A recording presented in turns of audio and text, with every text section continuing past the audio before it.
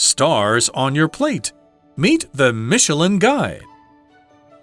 Back in 1900, a French tire company named Michelin made a red guidebook.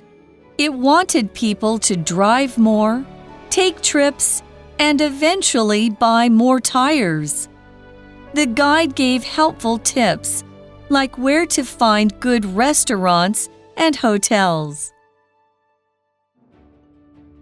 As the restaurant part got popular, Michelin made big changes in the 1920s.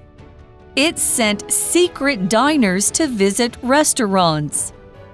Michelin made rules to rate the food and started giving stars. Over time, more people trusted Michelin and visited those places. The Michelin Guide then became famous around the world.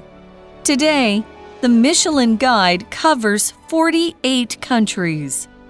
There are restaurants with Michelin stars in 7 cities in Taiwan.